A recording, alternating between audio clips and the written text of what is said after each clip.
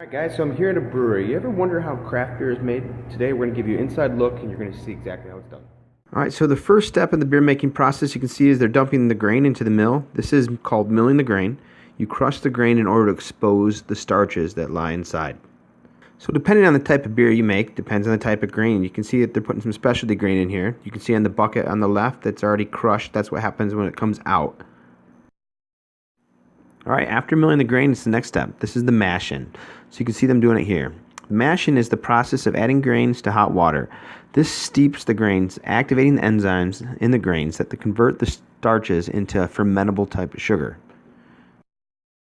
Alright, so after the mashing, we got the Vorlauf. This is the process of filtering the wort through the screens.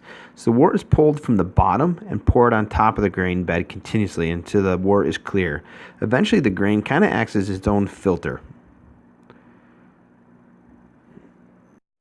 So next step is the sparge. We're going to be adding water on top of the grain to rinse the rest of the sugars off the grain while the wort is being transferred to another tank.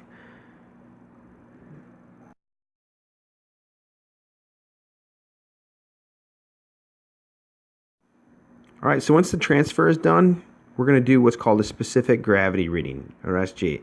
So what this is the density of the substance divided by the density of the water. So you can see they're going to go ahead and do this. Pour it in and get a reading.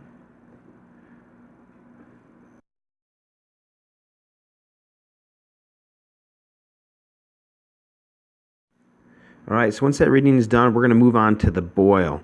So in the boil, what this does is it sterilizes the wort and extracts the alpha acids from the hops for bitterness. This is what kind of gives the beer its flavor here, depending on how hoppy or bitter you want it. We're going to add some hops in. Really, a little bit of hops goes a long way. So depending on the type of hops you use, actually will give the different flavors to your beer. So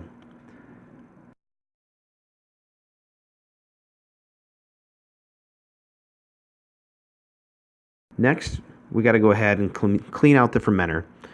The fermenter is where the fermentation takes place, and this is where the yeast feeds off the sugars, producing alcohol and CO2. So you're going to see here in a second, they're going to go ahead and open up a yeast package and put it on in.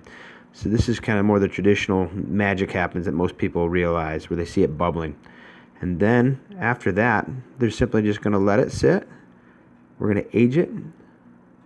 Now you can either filter off your beer, or you don't have to filter off your beer, but you can see the gases are activating here in the top. And then what's left is just your final product that we all know.